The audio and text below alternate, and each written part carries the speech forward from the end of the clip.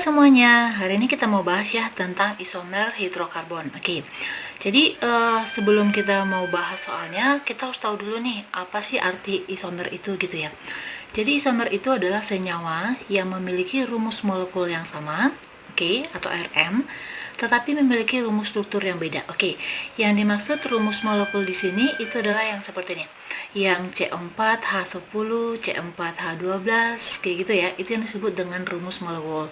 Sedangkan kalau rumus struktur itu sama juga dengan rumus kerangkanya atau rumus bangun, itu yang antara ikatan antara sama atomnya. Oke, itu yang dimaksud dengan rumus struktur, dan rumus molekulnya teman-teman harus bisa bedain gitu. Oke, bisa ya. Jadi isomer itu adalah senyawa yang memiliki rumus molekul yang sama tetapi memiliki rumus struktur yang beda. Oke, kita buat nih contohnya. Oh iya, satu lagi nih. Untuk menentukan isomer suatu senyawa, kita nggak bisa menggunakan rumus. Jadi nggak ada rumus untuk menentukan isomer itu berapa, ini rumusnya nggak ada. Jadi caranya yaitu kita dengan cara menulis strukturnya, menulis struktur dari senyawa yang dimaksud, kayak gitu. Jadi kita semacam kayak coba-coba gitu, oke? Jadi kalau misalnya teman-teman udah buat rumus strukturnya, teman-teman harus buat namanya langsung. Jadi nanti kalau ada namanya yang sama, berarti nggak bisa, kayak gitu. Oke, langsung aja ya. Nih, ini teman-teman harus tahu dulu lagi ya, namanya, terus dia C-nya berapa. Jadi teman-teman kalau untuk hidrokarbon itu harus hafal C1 sampai C10. Jadi kalau misalnya C1 dia metana, C2 etana, C3 propana, C4 dia butana, kayak gitu ya. Jadi harus hafal yang C1 sampai C10, kayak gitu, minimal itu aja deh gitu. Sekarang adalah butana. Oke, butana berarti dia ikatannya tunggal ya. Oke, kalau dia butana berarti C-nya ada berapa? Oke, pintar. C-nya ada, kita buat pertama dulu ya, yaitu butana. Oke, butana berarti tadi katanya tunggal ya. Sekarang rumus kimianya apa? Butana itu C-nya 4, berarti hanya berapa? Nah, oke, pintar, hanya 10. Oke, nih. Cara yang pertama, kalau untuk membuat isomer, kita buat rantai lurus dulu semuanya. Jadi belum ada cabang. Oke, berarti kita buat dulu nih, C-nya 4, kita buat lurus. Oke, terus ini nanti kita lengkapin hanya. Oke, untuk melengkapi jumlah hanya, oke, teman-teman harus ingat lagi bahwa atom C itu dia maksimal mengikat 4 atom lainnya. Oke, jadi kalau misalnya gini, C yang ini kan udah berikatan nih dengan C yang ada sebelah kanannya, berarti 3 lagi dia mengikat atom H, gitu. Makanya ini hanya ada 3. Oke, sedangkan kalau C yang ini, dia ini berikatan baru dengan 2 atom C, satu sebelah kiri, satu lagi di sebelah kanan, berarti 2 lagi dia mengikat atom H, kayak gitu. Berarti ini ada H2. Sama yang ini juga dia berikatan 2 nih, C-nya 1, 2, berarti 2 lagi adalah atom H-nya. Sedangkan C yang ini baru 1 ya, berikatan dengan yang sebelah kirinya, berarti di sini CH3. Oke? Sama kan? Nih, hanya C-nya ada 4, hanya berapa? 10 kan? 3 tambah 3, 6, 8, 10. Oke, berarti namanya apa? Oke. Kalau dia rantai lurus itu sering disebut juga dengan N, atau nggak pakai N juga nggak masalah. N di sini ini maksudnya adalah normal. Oke, jadi normal butana. Oke, ini isomer yang pertama. Setelah itu baru teman-teman rantai induknya dipotong satu, atau maksudnya dikurangin gitu. Ini kan rantai induknya 4 ya, jadi kita buat sekarang rantai induknya itu 3, berarti satu atom C lainnya itu kita gunakan sebagai cabang. Oke, jadi kita buat dulu nih 1, 2, 3, nanti hanya belakangan aja ya. Oke, setelah itu supaya nanti nggak salah, kita buat dulu nih nomornya. Oke, supaya nggak ada kesamaan gitu ya. Terus C-nya satu lagi kita buat di mana? Oke, jika misalkan kita buat di sini posisinya, berarti gimana? Apakah dia berfungsi sebagai cabang di sini? Tidak, karena kalau seperti ini nanti nomor satunya dari sini. Ingat ya, untuk buat rantai induk dia bisa lurus, bisa maksudnya bisa belok-belok, pokoknya selama dia berikatan C-nya. Jadi ini kan masih berikatan nih. Nah, jadi dia belok ke atas samping, masalah, ini tetap disebut dengan rantai induk kayak gitu. Jadi kalau di sini C yang satu lagi ini nggak berfungsi sebagai cabang. Oke, nih kita catat misal kita ganti posisinya C-nya di sini. Oke, kalau ini gimana? Apakah dia berfungsi sebagai cabang? Bukan. Ini masih termasuk ke dalam bagian rantai induknya. Oke, jadi bisa seperti ini. Oke, berarti bukan di sini. Oke, jadi 1 dan 3 dia nggak bisa. Sekarang kita buat posisinya di atom C yang kedua. Oke, Ini nomornya bisa selalu dari kiri ya gitu, enggak dari kanan juga bisa, terserah teman-teman membuatnya dari mana. Oke, sekarang kita buat di posisi yang kedua nih. Oke, bisa ya, berarti cabang dong ya kan, berarti ini 1 2 3 1 2 3 itu rantai terpanjangnya. Oke, baru sekarang kita lengkapin jumlah atom H-nya. Di sini kan C yang ini masih berikatan satu nih, berarti di sini ada 3 atom H-nya lagi. Atom C yang kedua ini dia udah berikatan dengan 3 atom C ya. 1 2 3. Berarti di sini tinggal 1 atom H. Oke. C yang ini berapa? Oke, pintar. Ada 3 ya. Oke, karena ini ada 1 nih. C yang ini? Oke, good. Ini ada 3 karena kan baru 1 ya. Udah. Sekarang kita buat nama. Oke, ingat kalau penamaan itu nomor cabang dulu ya. Jadi posisi cabang itu terletak atau terikat pada atom C yang keberapa? Yaitu pada atom C yang kedua. Makanya ini disebut dengan 2. Oke, setelah itu nama cabangnya.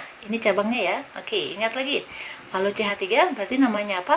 Itu dari metana ya. Kehilangan satu atom H-nya berarti nama belakang, akhiran nama belakangnya yang ana diganti jadi il, menjadi metil. Oke, good job.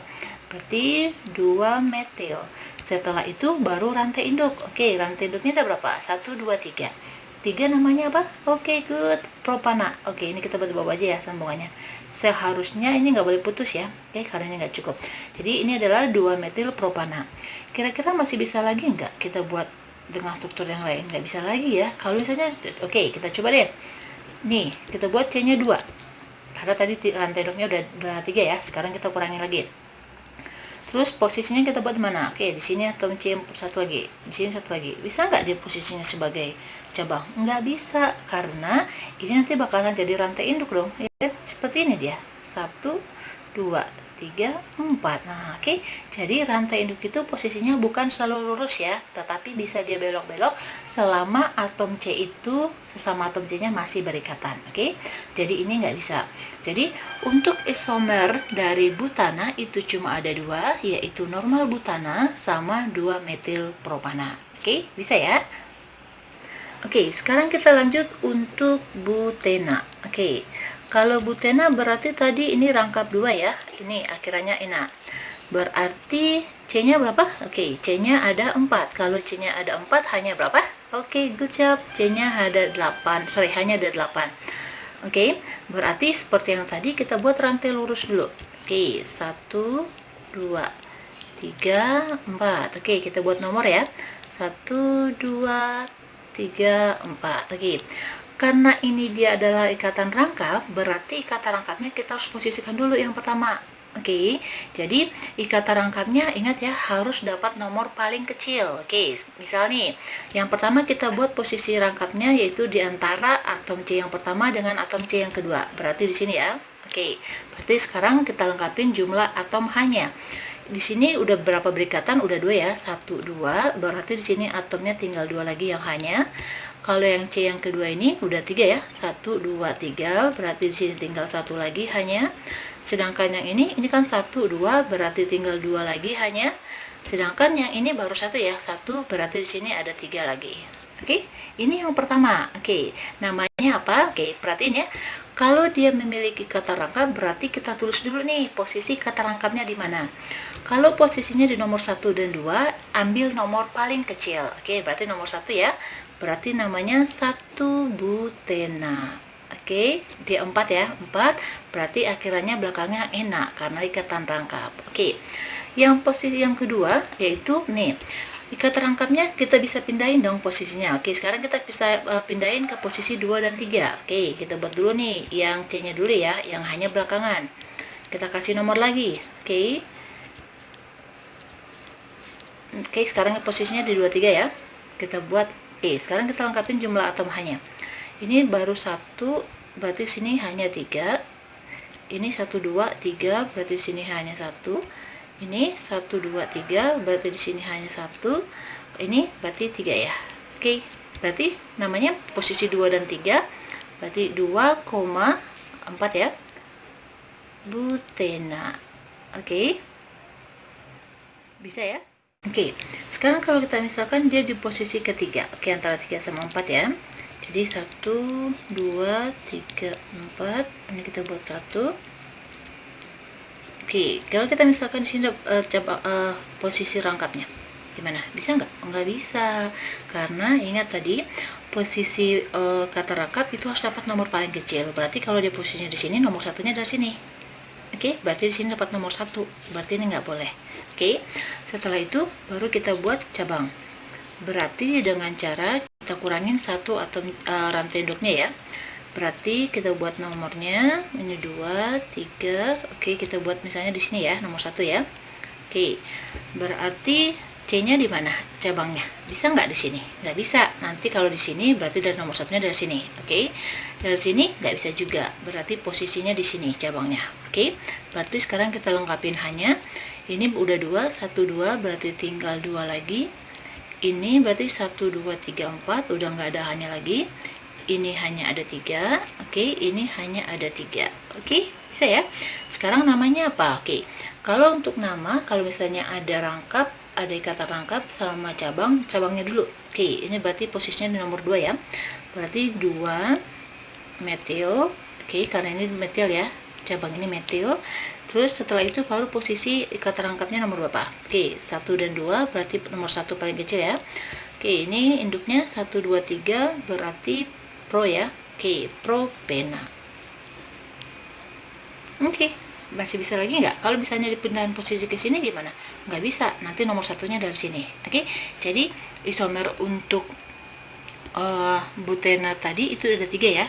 1 butena, 2 butena, dan 2 metil 1 propena. Oke, sekarang untuk butuna. Oke, kalau untuk butuna berarti ini rangkap 3 ya, karena dia una. Oke, berarti C-nya 4 hanya berapa? 6 ya. Oke, good job. Jadi pertama kita buat seperti tadi dulu, buat rantai lurus. Oke, buat nomornya dulu, baru kita tahu nih posisi rangkapnya. Oke, misalnya kita posisi rangkapnya di nomor 1, 2 dulu. Oke, lengkapin hanya, berarti di sini tinggal 1. Ini 1, 2, 3 udah 4, berarti ini nggak ada atom hanya lagi. Kalau yang ini 1, 2 berarti 2 lagi atom hanya. Kalau yang ini berarti ini 1, berarti tinggal 3 ya.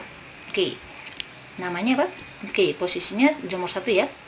1 butuna. Oke, yang kedua yaitu kata rangkapnya, kita rangkap 3-nya kita pindahin ya di nomor 2 sama nomor 3.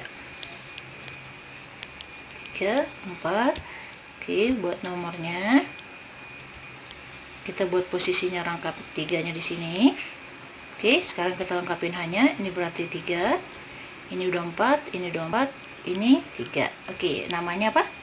Oke, di posisi nomor 2 ya, berarti 2 butuna. Oke, kalau misalnya 3 itunya, rantai induknya. Oke, 1, 2, 3. Kita posisi rangkapnya di sini. Oke, satu lagi kita letakin di mana? Kalau kita letakin di sini, nggak bisa. Itu nanti sama aja dengan ini, ya kan? Karena nanti nomor satunya dari sini. Jadi sama aja dengan 2 butana dong, ya kan? Nggak bisa. Kalau posisinya di sini, berarti 1, 2, 3, 4. Berarti sama dengan ini dong, 1 butuna jadinya. Tidak bisa. Kalau posisinya di sini, bisa nggak? Nggak bisa. Kenapa? Karena atom C yang ini, ingat atom C itu maksimal mengikat 4 ya. Ini dia udah 4 nih, 1, 2, 3, 4. Kalau ikut ini berarti nggak bisa, dia nggak 5, dia cuma maksimalnya 4. Oke, makanya ini nggak bisa. Jadi isomer dari butuna itu cuma ada 2, yaitu 1 butuna dan 2 butuna. Oke, demikian dulu untuk pembahasan isomer ini. Teman-teman kalau misalnya untuk bisa isomer yang ini, teman-teman harus sering latihan ya, karena nggak ada rumus untuk menentukan. Misalnya nih kalau alkana, dia untuk menentukan isomernya rumusnya ini nggak ada ya. Oke, sering latihan supaya teman bisa lancar. Oke, dan tetap semangat belajarnya. Dan jangan lupa please share dan subscribe ya. Terima kasih.